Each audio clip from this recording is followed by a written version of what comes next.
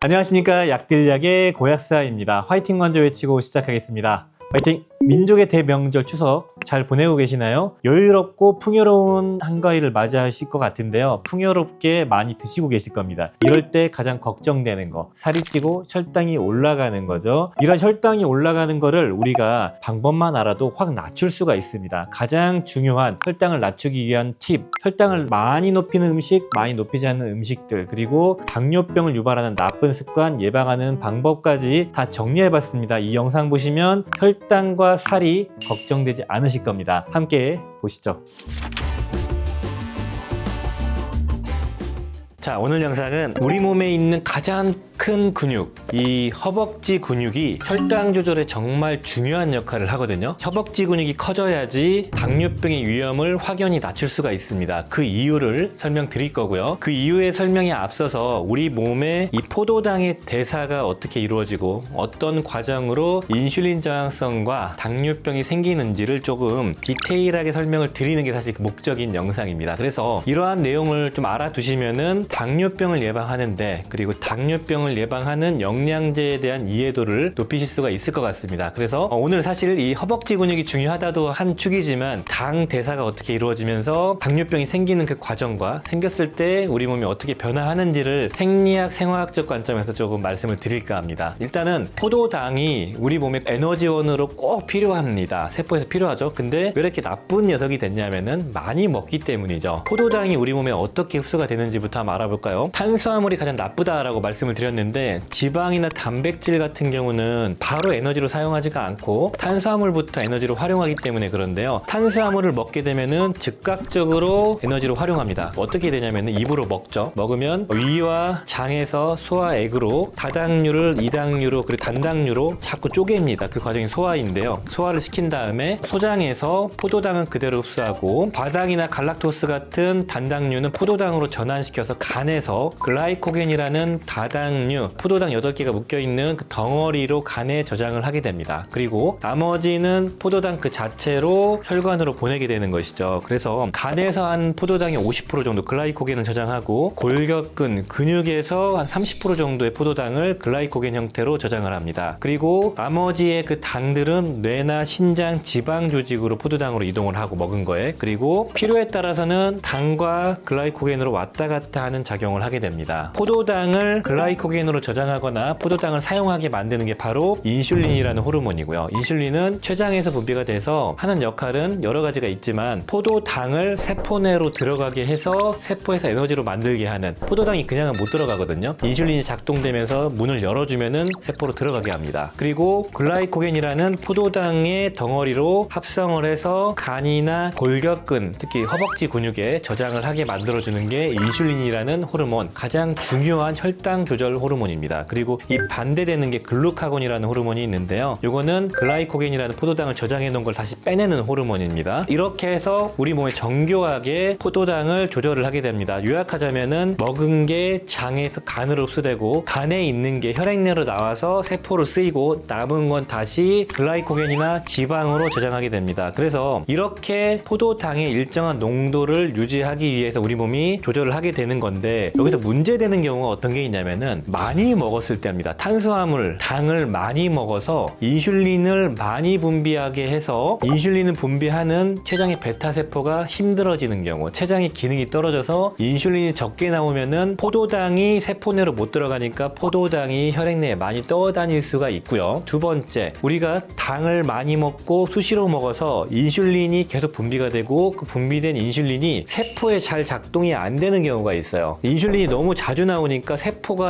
야, 문 열어달라고, 포도당 들어가야 돼라고 인슐린이 두들려도 세포가 문을 안 열어주는 겁니다. 이러한 것들이 바로 인슐린 민감도가 떨어진 겁니다. 그래서 인슐린 민감도가 떨어지고 인슐린의 분비량이 줄어들 때 당뇨병이 생깁니다. 혈액 내에 포도당이 빨리 세포로 들어가서 에너지로 사용되거나 글라이코겐이라는 포도당 저장 형태로 간이나 근육에 저장이 돼야 되는데, 그게 안 되니까 포도당이 혈액 내로 떠다니면서 소변으로 나오게 되고, 그런 게 바로 당뇨병이다, 이렇게 얘기를 얘기를 하죠. 그 중에도 포도당이 너무 과잉하게 되면은 지방으로 일부 포도당이 전환되기 때문에 또 뱃살은 뱃살대로 찌고, 그다음에 고지혈증은 생기고, 포도당이 많이 떠다니게 되면요 혈관에 염증을 유발합니다. 포도당 자체가 당독소로 작용해서 혈관에 염증을 유발하는데, 혈관에 손상을 시키고 경화를 유발하기 때문에 혈관을 딱딱하게 만들죠. 그렇게 되면은 고혈압이 생기게 됩니다. 그래서 당뇨병이 생기면은 고지혈증, 고혈압이 같이 따라오는 거고요. 이게 더 나아가서는 간에 지방이 축적이 되게 돼요. 왜 그러냐면 간에 당을 저장한다고 했는데 일정 수준 이상 당을 저장 못하니까 지방으로 전환시킵니다. 그래서 간에 지방세포가 꽉 껴요. 그게 바로 비알코올성 지방간이라고 하고, 그래서 간도 문제가 생기고요. 그리고 이제 문제가 이제 본격적으로 시작됩니다. 그래서 혈당 조절이 안 되고 과잉당이 떠돌아다니면은 큰 혈관뿐만 아니고 모세혈관들, 말초혈관과 신경에 문제가 생기는데, 그 혈관이 터지거나 신경이 터지면서 이러한 손상이, 염증이 생겨요. 그래서 눈이 문제가 생기거나 신장의 장기에 문제가 생기거나 손끝이 저리거나 아픈 이 당뇨병의 합병증 증상들이 생길 수가 있는 것들이죠. 이런 것들이 더 나아가서는 우리 몸에 만성적인 어떤 염증 반응이 생기는 거죠. 손상이 되니까. 그래서 염증 반응을 통한 인슐린 저항성이 더 악화가 되고요. 그리고 면역세포에 자극을 해서 면역 과항진을 유발해서 자가 면역성 질환을 유발하기도 하고, 면역계가 문제가 생기니까 암세포가 자라나도 잘 공격을 못합니다. 그래서 암이 발생되기도 하고, 다양한 그냥 문제가 생겨요. 당뇨병이 걸리면 그래서 골치가 아파지는 겁니다. 당뇨로 인한 고혈압, 고지혈증뿐만 아니고 장기가 손상되면서 면역계까지, 그리고 암까지 발생된다니 너무 슬픈 일이죠. 그래서 당뇨병을 예방하기 위해서 이 허벅지 근육을 키워야 되는 이유는 뭐냐면, 허벅지 근육이 우리 몸 전체 근육의 40%를 차지하고요, 하체 근육이 우리 몸 전체 근육의 70% 이상이 하체입니다. 그러니까 하체가 튼튼해야지, 그중에 허벅지가 튼튼해야지 근육에서 에너지 소모가 커지고, 글라이코겐이라는 포도당을 저장하는 공간은 이 허벅지에 많이 저장을 합니다. 이 허벅지에서 당을 저장하기 때문에 이 허벅지 근육을 키우는 게 되게 중요하다, 이렇게 말씀을 드리고요. 허벅지 근육이 우리가 일상생활하고 움직일 때 전체 포도당의 70% 이상을 소모한다는 데이터가 있을 정도로 당을 많이 소모하는 게 허벅지입니다. 그런데 우리가 운동을 안 하거나 단백질을 보충을 잘 못해서, 그리고 나이가 들면서 이 허벅지가 부실해지면 어떻게 될까요? 당 소모를 못하기 때문에 아까 말씀드렸던 혈관에 과잉당이 떠돌게 되고, 인슐린 민감도가 떨어지면서 인슐린 저항성을 유발하고, 이로 인한 당뇨병을 유발할 수 있는 것이죠. 그래서 특정 자료에 보면 잘 나와 있습니다. 연세대 보건대학원 연구팀에서 한국 남녀 30세부터 79세까지 32만 명을 대상으로 이 허벅지 둘레와 당뇨병과의 상관관계를 추적 조사를 해봤습니다. 해봤더니 남성 기준으로 허벅지 둘레 1cm가 줄어들 때마다 당뇨병의 위험이 8.3%가 늘어났다고 하고요. 그리고 여성 기준으로는 9.6%가 늘어났다고 합니다. 그리고 남성 기준으로 이 허벅지 둘레가 43cm 미만은 60cm인 남성에 비해서 당뇨병의 위험도가 4배 이상 높아졌다고 합니다. 당연한 거죠. 허벅지 근육이 당뇨를 조절하는데 되게 중요하다. 그렇기 때문에 허벅지 근육을 키우는 게 중요하다. 그러기 위해서 어떻게 해야 될까요? 가장 중요한 거, 잘 먹고 운동을 하는 것이죠. 허벅지 근육이 가장 특화되어 있는 운동들은 크게 보면 4가지가 있다고 알려져 있습니다. 이거는 제가 운동 전문가가 아니기 때문에 검색해보시면 잘 나올 거예요. 유튜브에 엄청 많습니다. 첫 번째가 스쿼트, 두 번째가 런지, 그리고 세 번째가 힙브릿지, 그리고 네 번째가 이거는 일상생활에 할 수 있는 계단 오르기 내리기. 스쿼트, 런지, 힙브릿지 같은 경우는 주 2, 3회씩 한 10분 정도, 10번 정도를 해서 3, 4세트 정도를 해라, 그렇게 얘기를 하고 있고요. 계단 오르기 내리기는 평상시에 적용하시면 좋을 것 같습니다.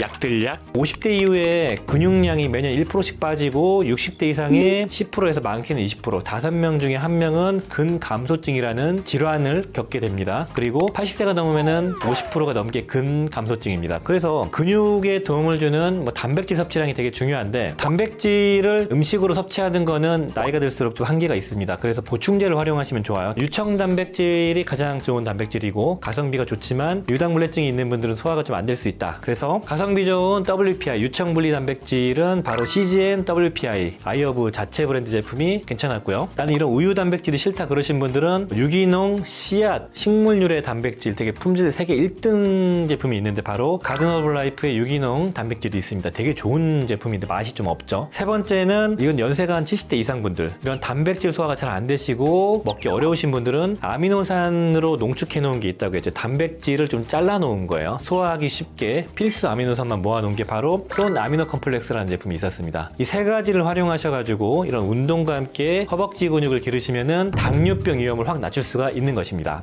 약들약 자, 오늘 영상은 의외로 혈당을 많이 안 높일 것 같은데 혈당을 높이는 식품, 그리고 의외로 혈당을 높일 것 같은데 혈당을 좀 높이지 않는 그런 식품들을 좀 몇 가지 말씀을 드리겠습니다. 이런 식품을 좀 피해야지 당뇨병을 예방할 수가 있겠죠. 음식이 혈당을 높이는 그 정도 수치화 시켜 놓은 게 있죠. 그게 바로 글라이세믹 인덱스라는 GI 지수라는 게 있습니다. 이거는 식품을 일정량을 먹었을 때 그에 상응되는 포도당과 비교해서 당을 얼마만큼이나 높이냐, 총량을 얼마만큼의 높이냐를 계산하는 겁니다. 그래서 GI 지수라는 게 100이다 그러면은 포도당과 동일한 만큼의 당이 올라간다. 당 그 자체를 먹은 거랑 똑같다라는 거겠죠. 그래서 이 GI 지수라는 거는 많이 아실 거예요. 당을 높이는 그 음식의 특성이다 이렇게 보시면 되겠습니다. 근데 당을 높이는 건 알겠는데 우리가 당을 많이 높이는 식품을 조금만 먹으면은 높이더라도 살짝 높았다 사라지는 거니까 문제가 없지 않을까요? 그리고 당을 많이 높이지 않더라도 이만큼 먹으면 총량이 더 많지 않을까요? 그래서 이러한 좀 문제를 해소하기 위한 개념이 나타났습니다. 그게 뭐냐면은 혈당 부하 지수라고 해서 글라이세믹 로드라는 GL 지수라는 게 있습니다. 이 GL 지수는 식약처나 영양학회나 이런 데서 지정한 음식물의 1회 섭취량 기준으로 혈당을 얼마나 높이나를 측정하는 거예요. 그래서 앞서 말씀드렸던 GI 지수, 당을 높이는 혈당 지수는 70 이상이 고혈당 식품이라고 하고, 그 다음에 55에서 70을 중혈당 식품, 그리고 55 이하를 저혈당 식품이라고 합니다. 그리고 혈당 부하 지수 GL 지수, 요거는 20 이상의 식품을 고혈당 부하 식품, 10하고 20을 중간 단계, 그 10 이하를 저혈당 부하라고 보는데, 진짜 중요한 거는 혈당 부하 지수를 우리가 확인을 해봐야 돼요. 그러니까 혈당 수치랑 우리가 식사로 먹는 또는 간식으로 먹는 1회 섭취량에 포함되어 있는 탄수화물 양을 곱한 다음에 나누기 100한 게 혈당 부하 지수거든요. 그래서 우리가 먹고 있는 식품의 고유의 혈당을 높이는 지수랑 그 양을 수치화시켜 놓은 게 현실적인 당을 높이는 지수인 혈당 부하 지수다 이렇게 보시면 되겠습니다. 그래서 혈당 지수는 낮은데 혈당 부하 지수는 높은 음식이 의외로 혈당을 많이 높이는 거죠. 그래서 이걸로 한번 찾아봤습니다. 데이터를 기반으로. 그래서 농촌진흥청에서 발행한 한국 사람들이 많이 소비하는 고탄수화물 식품의 혈당 부하 지수를 쭉 정리해 놓은 게 있더라고요. 거기서 찾아봤는데 면류가 다 그랬거든요. 소면, 칼국수면, 수제비, 우동면, 스파게티면, 라면, 메밀면, 이 7가지 면류가 한국 사람들이 가장 많이 먹는 면류예요. 그래서 데이터를 보니까 소면 같은 경우가 GI 지수가 49, GL 지수가 33.5인데 GI 지수만 놓고 보면은 55 이하로 저혈당 식품이거든요. 근데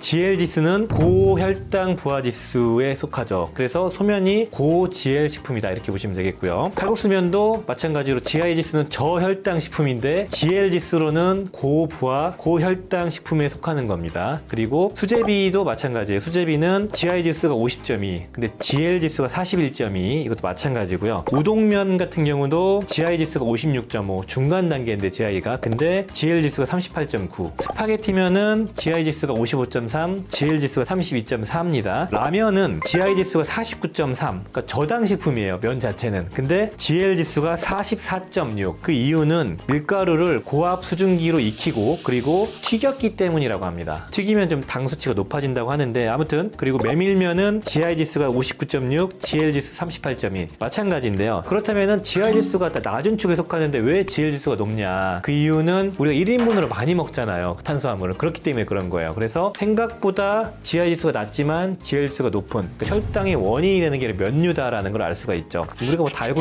알고 있었는데 제가 여기 놀랐던 게 뭐냐면은 면들이 실질적으로 GI 지수, 당 수치 높이는 건 낮다. 근데 먹는 양이 많기 때문에 그렇다. 이만큼 먹으니까 그런 겁니다. 그리고 둘 다 높은 것 중에 가장 끝판왕이 뭐였냐면은 밥류였어요.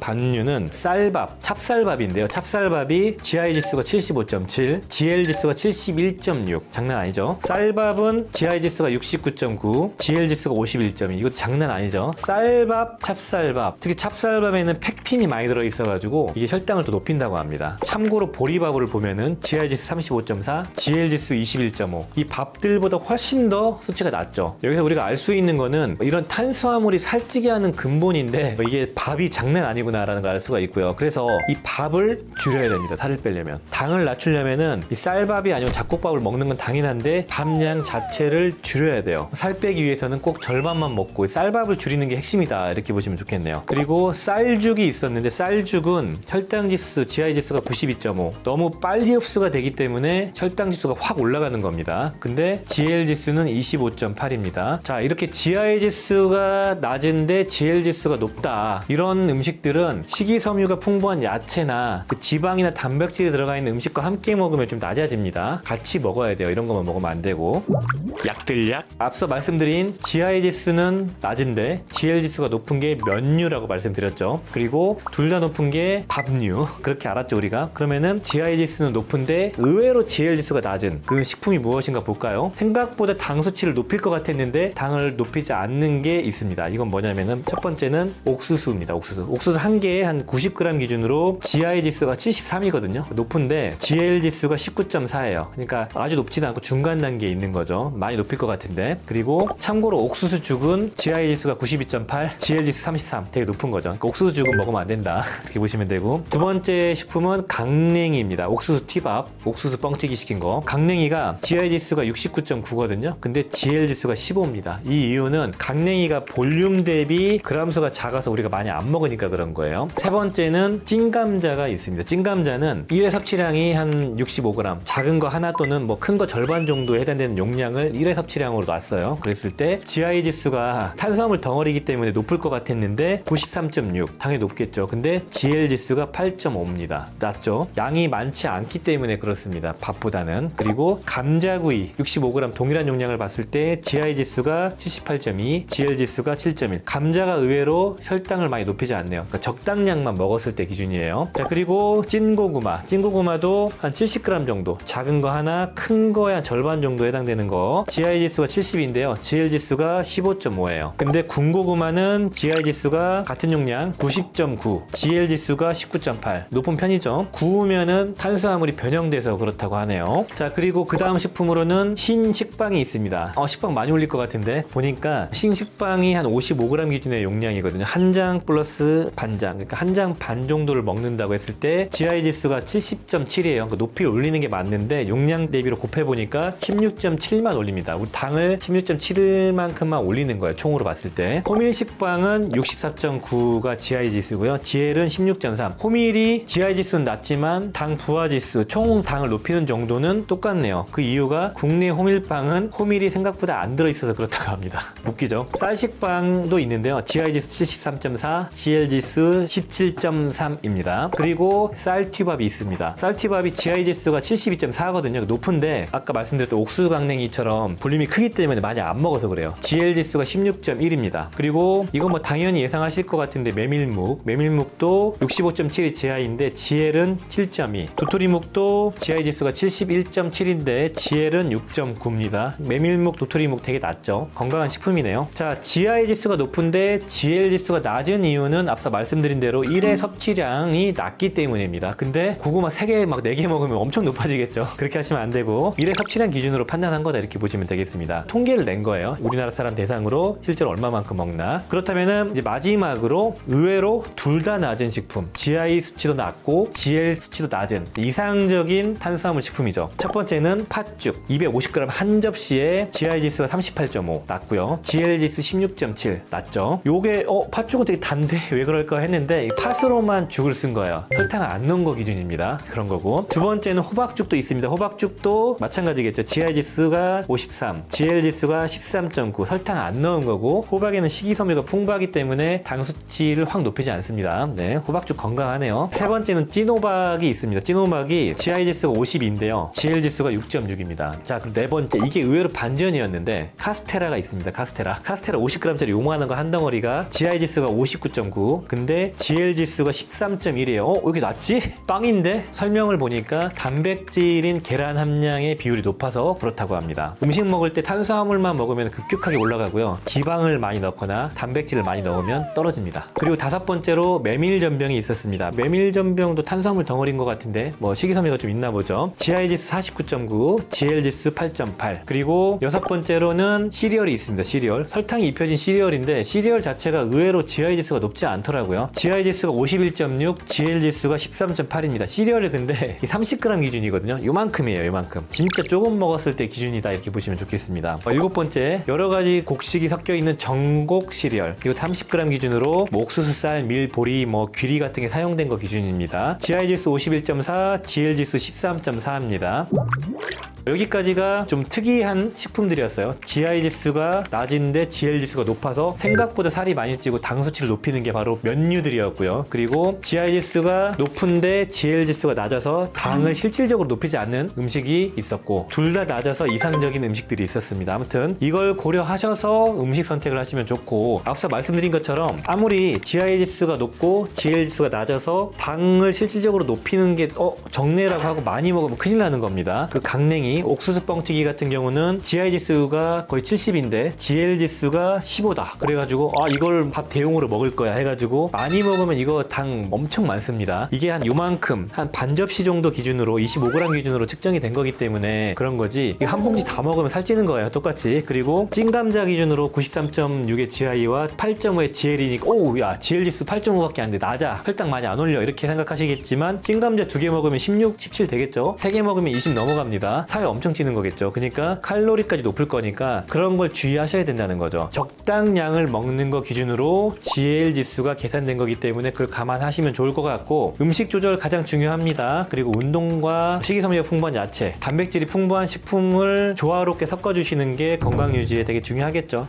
약들약. 당뇨병을 유발하는 안 좋은 이 습관들, 제가 당뇨병 되게 무서워하기 때문에 정리를 해봤는데 최신 자료와 과거 자료를 섞어서 한번 말씀을 드릴게요. 당뇨병을 유발하는 최악의 습관, 안 좋은 습관들, 첫 번째는 바로 체내 만성염증을 유발하는 행동들이나 습관들인데요. 인슐린 저항성과 만성염증과의 상관관계가 있다고 계속 말씀드렸죠. TNF-알파 같은 염증 전사인자가 활성화가 되면 인슐린 신호를 교란시키기도 하고요. 그리고 염증 자체가 대사증후군을 유발하기 때문에 당뇨병, 고혈압, 고지혈증의 원인이 되기도 합니다. 이런 만성염증을 유발하는 이런 행동 습관들은 첫 번째는 바로 스트레스를 지속적으로 받는 그런 상황입니다. 스트레스 케어를 못하면은 우리 몸에서 위기 상황이라고 인식하고 부신해서 코티졸이라는 호르몬이 나오는데, 그 호르몬이 나오면 우리 몸에서 당 분비, 그러니까 간에 저장한 당이 빠르게 혈중으로 나오면서 에너지도를 높이기 위해서 당의 분해가 촉진되면서 혈중 당 수치가 높아지고, 또 그걸 조절하기 위해서 인슐린이 확 분비되고 악순환이 반복되는 겁니다. 그래서 스트레스를 잘 조절하시는 게 중요하다, 이렇게 말씀드리고 싶고, 두 번째로 염증 활성도를 높이는 거는 과체중, 뱃살이 많을 때입니다. 그래서 지방세포에서 뱃살이 많으면 염증 신호물질을 분비하고 체내 유리지방산이 수치가 높아지면서 이런 것들이 인슐린 분비 촉진,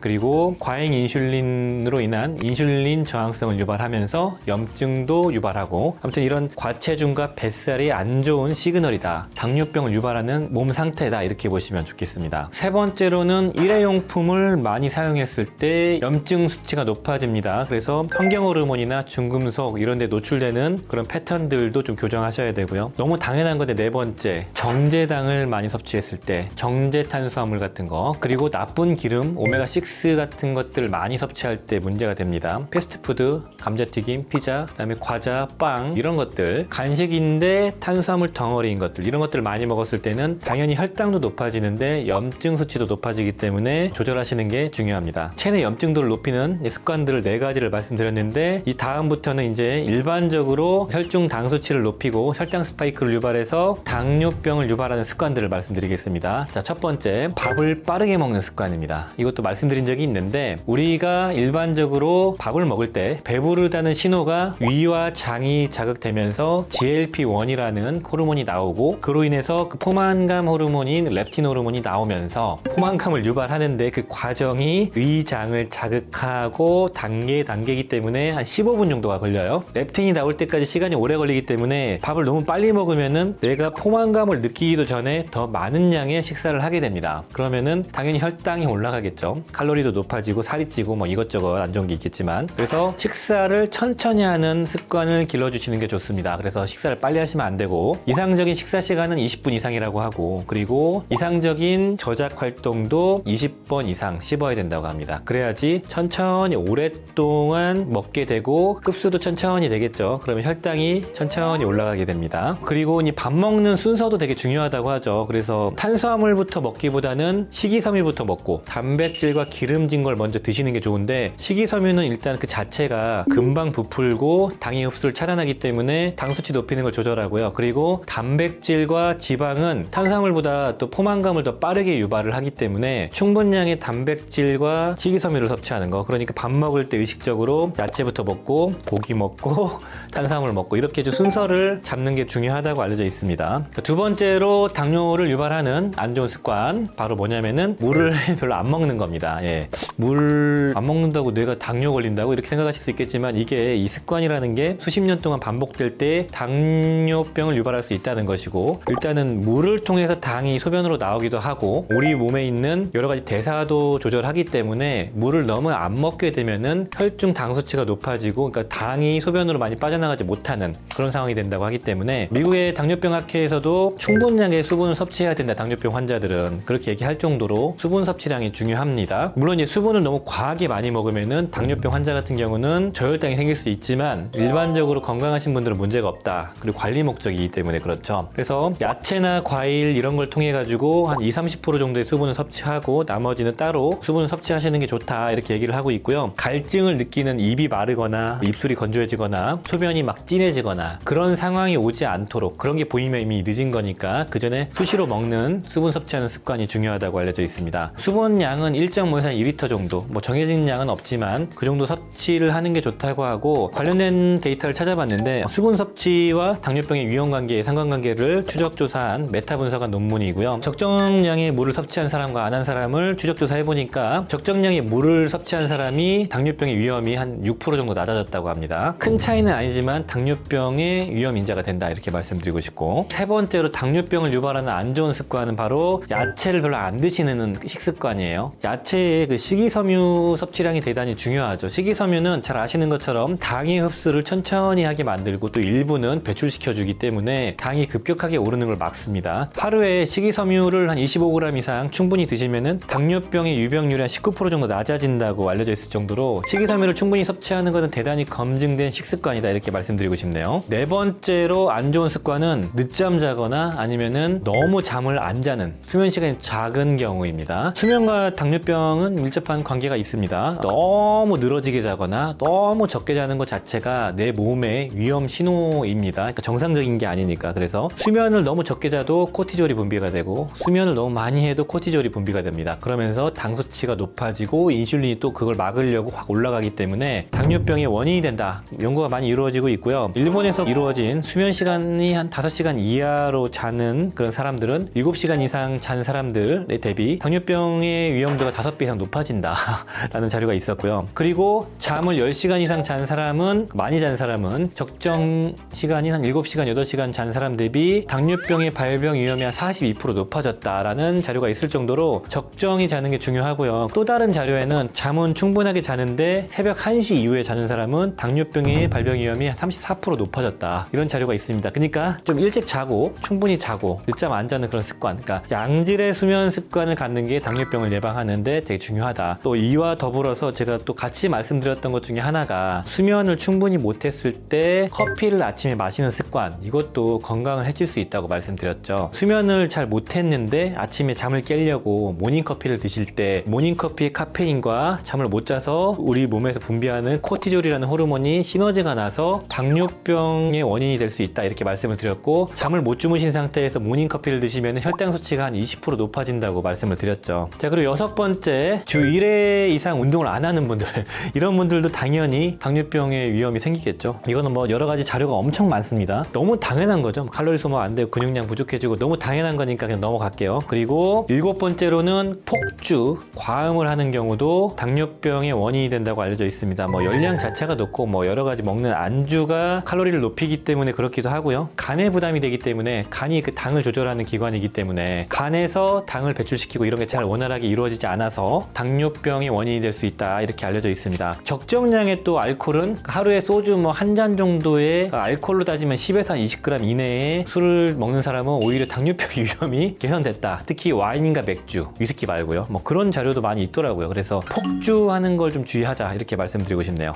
약들약 자, 오늘 영상은 당뇨를 예방하고 혈당 수치를 확 낮출 수 있는 돈 한 푼, 돈을 안 들이고 할 수 있는 좋은 방법들을 말씀드리겠습니다. 바로 결론부터 말씀드리자면은 식습관을 교정하는 것만으로도 혈당 수치를 30%까지 낮출 수가 있습니다. 평생 동안 밥을 먹기 때문에 밥 먹었을 때 당이 올라가잖아요. 그때 혈당을 덜 올라가게 하는 것만으로도 당뇨병의 위험을 확 낮출 수 있다는 거죠. 당뇨병의 위험을 확 낮추고 혈당 수치를 낮출 수 있는 정말 중요한 식습관을 말씀드리겠습니다. 첫 번째는 바로 밥을 천천히 먹는 것입니다. 특히 의식해서 생각해서 천천히 먹는 게 대단히 중요하다, 이렇게 말씀드리고 싶습니다. 밥을 저도 되게 빨리 먹거든요. 한 10분? 아니 10분이 뭐야, 5분 안에 막 빨리 클리어하는데 전혀 좋은 방법이 아닙니다. 배가 부르다는 신호가 나타날 때까지는 보통 15분에서 20분 정도가 걸립니다. 렙틴이라는 그 포만감을 유지해주는 그 호르몬이 나오는 시점, 그리고 GLP-1이라는 렙틴 분비를 촉진하는 장에서 분비되는 호르몬이 나오는 시간들이 있기 때문에 그런데, 예를 들어서 우리가 이런 경험 있지 않나요? 되게 달콤한 생크림 케이크를 막 먹었는데 배가 막 고픈 상태가 돼요. 분명히 많이 먹었는데. 그런데 한 30분 있으면 바로 막 배가 빵빵해지면서 배부른데 느끼해서 밥 먹었으면 큰일 날 뻔했는데 밥이 안 들어가겠는데, 이런 생각이 들었을 건데 바로 렙틴이 늦게 나오거든요. 그렇기 때문에 그렇습니다. 그래서 이상적인 식사 시간은 20분 정도라고 얘기하고 있고 천천히 드시면 됩니다. 이런 데이터가 있습니다. 10분 이내에 식사를 하게 되면은 20분 이상 식사하는 사람 대비 당뇨병의 발병 위험도가 2.5배가 증가한다는 자료가 있을 정도로 당뇨병을 유발하는 게 바로 이런 빨리 먹는 식습관입니다. 그래서 천천히 식사를 하는 식습관이 중요한데, 시간을 재보면 생각보다 밥을 빨리 먹는다는 걸 알 수가 있습니다. 자, 그렇다면은 어떻게 의식적으로 밥을 천천히 먹냐? 우리가 큰 수저 대신에 작은 티스푼 같은 걸로 흰 쌀밥을 먹으면 좋다를 말씀드리고, 씹는 것도 천천히 오래 씹을수록 당 수치를 낮춥니다. 그래서 보통 이상적인 저작 횟수는 20번 이상이라고 합니다. 세보시면 대단히 많이 씹어야 돼요. 하나, 둘, 셋, 넷.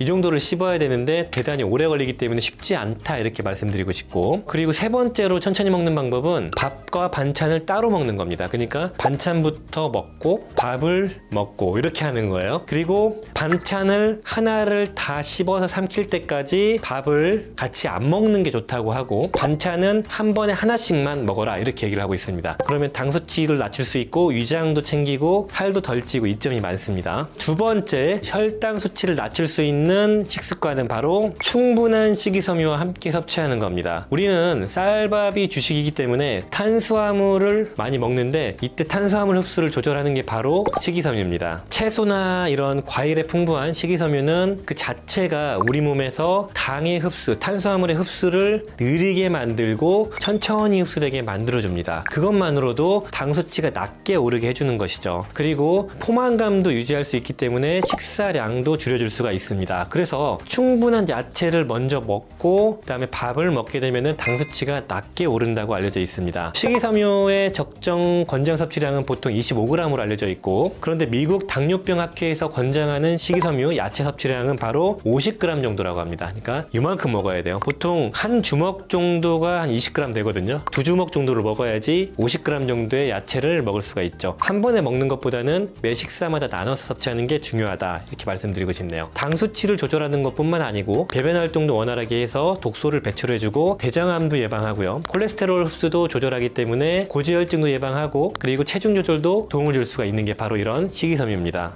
이 자료를 한번 볼까요? 당뇨병 환자를 대상으로 흰 쌀밥과 그리고 토마토와 여러 가지 야채를 올리브오일로 버무린 것을 75g, 75g씩 나눠가지고 먹는 순서를 확인해 봤어요. 근데 야채부터 먹은 사람은 플라스마 글루코스 농도가 9고 30분 뒤에, 흰 쌀밥 먹고 야채 먹은 사람은 12까지 올라가죠. 대충 혈당이 한 30-40% 차이가 납니다. 그리고 혈당 그래프를 봐도 완만하게 증가하는 게 바로 야채부터 먹는 그룹이죠. 그리고 두 번째 그래프를 보시면은 야채부터 먹은 사람은 혈중에 있는 인슐린 농도가 현저하게 낮게 유지가 될 수 있다는 걸 알 수가 있습니다. 인슐린 분비량이 줄고, 그리고 인슐린이 확 오르지 않기 때문에 인슐린 저항성을 예방할 수가 있는 거죠. 그래서 야채를 충분히 먼저 먹는 게 혈당 수치를 완만하게 오르게 하고, 인슐린 인슐린 분비량도 줄일 수 있다라는 걸 볼 수가 있습니다. 그리고 다른 연구, 리듀스인 연구에서 나온 자료인데요. 26g 이상의 식이섬유를 섭취한 사람은 19g 이하의, 그러니까 적게 식이섬유를 섭취한 사람 대비 2형 당뇨병 발병 위험도가 18% 낮아졌다고 합니다. 그러니까 충분량의 야채를 먼저 먹고 우리가 밥을 먹으면 당 수치를 확 낮출 수 있다. 30% 이상 낮출 수 있다. 이렇게 말씀드리고 싶습니다. 자, 그리고 세 번째는 바로 우리가 메인으로 먹는 음식인 흰 쌀밥 대신에 잡곡밥을 먹자. 이렇게 말씀드리고 싶네요. 현미, 귀리, 콩, 녹두, 보리 이런 것들이 GI 수치, 그 당을 높이는 수치가 낮은 식품입니다. 이런 것들을 같이 섞어주면은 일단은 식이섬유가 많고 딱딱하기 때문에 아무래도 탄수화물을 흡수하는데 시간이 좀 오래 걸립니다. 그래서 잡곡밥이 당 수치를 덜 올리는 거죠. 첨부되어 있는 자료를 보면은 GI 지수를 비교한 건데 백미가 가장 높고 찹쌀, 수수, 조 이런 것들이 있는데 낮은 것들을 많이 섞어주면 섞어줄수록 당연히 혈중 당 수치를 낮출 수가 있겠죠. 우리 주식이 쌀밥이잖아요. 우리가 먹는 탄수화물의 대부분, 그러니까 면류 제외하고는 대부분 흰 쌀밥입니다. 그래서 흰 쌀밥만 조절해도 당 수치를 완만하게 올릴 수 있거든요. 첨부되어 있는 자료를 보시면은 쌀밥과 녹두를 혈당 수치가 얼마나 올라가나 비교를 한 거예요. 녹두의 GI 수치는 37입니다. 되게 낮은 수치예요. 그래서 쌀밥만 먹은 사람, 그리고 쌀밥과 녹두를 3대1,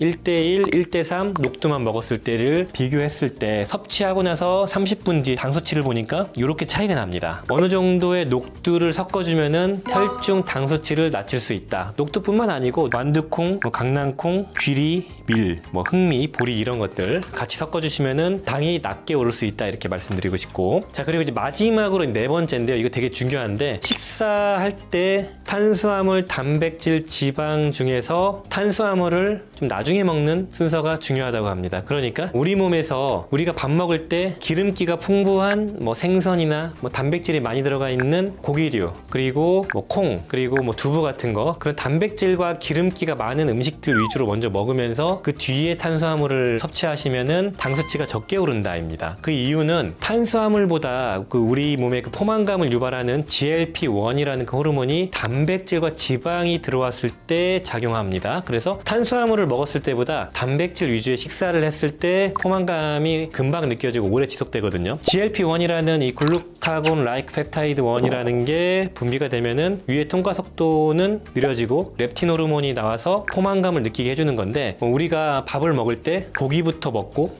두부나 이런 단백질이 풍부한 식품부터 먹고 그다음에 흰쌀밥을 먹자 이겁니다. 그래서 가장 이상적인 식사법은 샐러드 같은 과일과 야채를 먼저 적정량을 먹고 메인 디쉬인 고기류나 생선 같은 걸 먹으면서, 그리고 나서 탄수화물을 먹는 순서가 가장 당을 적게 올리는 이상적인 식사 순서라고 알려져 있습니다. 약들약. 자, 오늘은 혈당을 많이 높이는 과일, 그리고 혈당을 많이 안 높이고 건강상 이점이 큰 과일들의 특징, 유형들을 좀 분류드리고 어떤 걸 드셔야 되는지 말씀을 드리겠습니다. 혈당을 급격히 높이는 과일이 있고 혈당을 상대적으로 덜 높이는 과일이 있습니다. 그 이유는 식물성 항산화 성분, 수용성, 불용성 식이섬유의 비율, 그리고 섭취 양에 따라서 결정이 되는데요. 여기서 가장 중요한 포인트, 많이 먹게 되면은 혈당을 많이 높이지 않는 과일을 먹게 돼도 혈당을 급격하게 높일 수 있는 점을 우리가 인지를 하고 접근해야 됩니다. 적정량의 과일을 먹는 게 중요해요. 네 가지를 고려했습니다. 첫 번째는 GI 지수가 55 이하, GL 지수가 10 이하인 걸 골라봤습니다.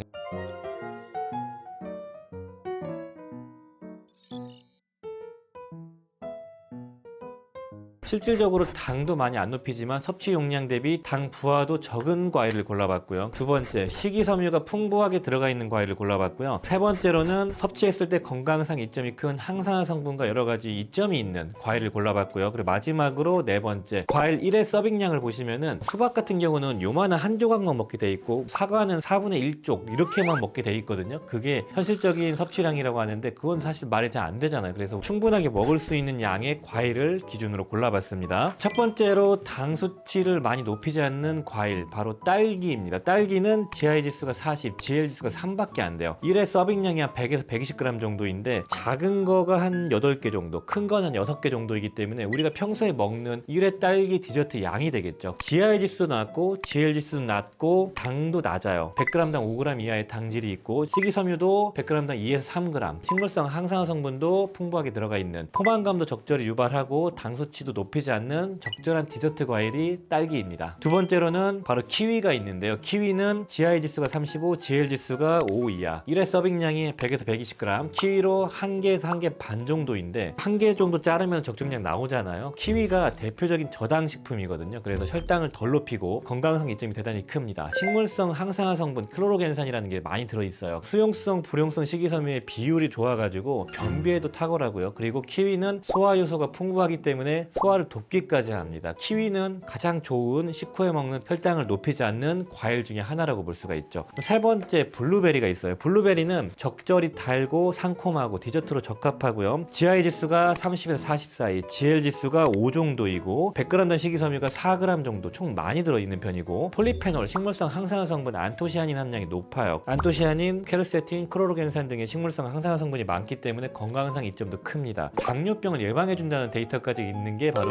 블루베리입니다. 블루베리의 안토시아닌은 장에서 당의 흡수를 막고요. AMPK 효소를 활성화시켜가지고 혈당 수치를 낮추는 작용이 있습니다. 당 조절에 탁월한 게 바로 블루베리. 실제적으로 양도 괜찮습니다. 한 1회 섭취량이 한 20알 정도, 한 움큼 정도를 먹게 돼 있고 하루에 2번 정도까지 먹을 수 있으니까 디저트로 먹을 만한 과일이 되는 겁니다. 그리고 마지막으로 이제 토마토가 있는데요. 토마토는 과일이 아니라 채소로 분류가 되죠. 식물학적으로는 과일로 분류가 되지만 일반적으로 채소의 특징을 띠기 때문에 채소라고 하는데 토마토도 우리가 디저트로 먹으니까 말씀드릴게요. 1회 서빙당 한 350g 정도를 측정하고 있는데 요만한 토마토 2개 정도이기 때문에 양도 많습니다. 포만감도 많이 줄 수가 있고 GI 지수가 20 내외이고 GL 지수가 3, 가장 낮은 축에 속합니다. 토마토 별로 안 달잖아요. 설탕만 치지 않으면. 식이섬유가 100g당 2g 정도. 수분이 많아서 포만감 유발하고 라이코펜이라는 식물성 항산화 성분 중에서 전립선 건강, 심혈관 건강에 뛰어난 붉은 색소 성분이 풍부하게 들어있기 때문에 건강상 이점도 큽니다. 그리고 칼로리가 100g당 18kcal밖에 안 되기 때문에 부담이 별로 없지요. 그리고 풍부한 칼륨 때문에 부종에도 도움을 줄 수가 있는 되게 좋은 성분이다, 이렇게 말씀드리고 싶네요. 말씀드린 이 네 가지가 혈당을 거의 높이지 않는 건강하고 안전하고 오래 먹어도 되는 정말 좋은 디저트 과일이다, 이렇게 말씀드리고 싶고, 반면에 혈당을 높이는 과일들도 한번 보겠습니다. 일단은 GI 지수가 55 이상, GL 지수가 10 이상인 걸로 골라봤는데요. 대표적인 게 파인애플이 있습니다. 파인애플은 GI 지수가 70, GL 지수가 12, 그러니까 둘 다 높아서 파인애플은 디저트로 적합하지가 않아요. 효소가 있고 식이섬유가 풍부하고 수분이 많은 건 알겠지만 달잖아요. 파인애플은 피하시는 게 좋고요. 두 번째로 수박이 있습니다. 수박은 GI 지수가 70이 넘는데 GL 지수는 4에서 6 정도밖에 안 돼요. GL 지수가 낮으니까 되는 거 아니라고 하시겠지만 수박이 1회 서빙량이 120g 정도이거든요. 거의 슬라이스 친 건 아니지만 얇은 한 조각 정도입니다. 우리가 수박을 그만큼만 디저트로 드시는 분 계신가요? 실질적으로 이거에 2조각 정도를 먹게 되면은 GL 지수가 2배로 뛰게 되겠죠. 혈당을 높일 수 있는 과일이 될 수가 있고요. 세 번째, 포도가 있습니다. 포도는 GI 지수가 65에서 70, GL 지수가 10에서 15라고 하는데요. 혈당을 많이 높일 수 있기 때문에 주의하셔야 되고, 실제로 1회 서빙량이 한 반송이 정도인데 반송이 정도는 드시잖아요. 그렇기 때문에 이건 디저트로 적합하지 않는 과일이다, 이렇게 말씀드리고 싶고, 그리고 바나나도 있습니다. 바나나가 GI 지수가 65, GL 지수가 1개 기준으로 100g 정도 기준으로 13 정도가 나오는데 낮진 않죠. 그런데 한 반 개 정도만 먹게 되면 괜찮다. 근데 하나 다 드셨을 때는 혈당을 높일 수 있는 과일입니다. 이 정도가 있고요. 과일 자체가 GI 지수나 GL 지수가 아주 높은 건 많이 없습니다. 탄수화물처럼 많이 높은 건 없는데 많이 먹게 됐을 때 대부분 문제가 되기 때문에 적정량을 먹는 게 중요하고요. 여기서 좀 알아야 될 게 말린 과일류는 좀 높은 편입니다. 그래서 말린 건포도 같은 경우는 GI 지수가 70에서 80, GL 지수가 15 정도로 되게 높아요. 수분은 빼고 당분이 농축되었기 때문이고, 망고나 말린 바나나도 대단히 높은 축입니다. 15 이상 정도가 나오기 때문에 말린 과일류는 좀 피하시는 게 좋고, 그리고 더 나쁜 거는 잼, 통조림 과일 이런 거는 대단히 높습니다. 그런 것들을 좀 피하시는 게 좋아요. 통조림 과일이나 이 말린 과일들은 꾸준히 먹게 됐을 때 사망률을 높인다는 데이터가 있을 정도로 건강에 좋지 않기 때문에 좀 피하시는 게 좋겠습니다.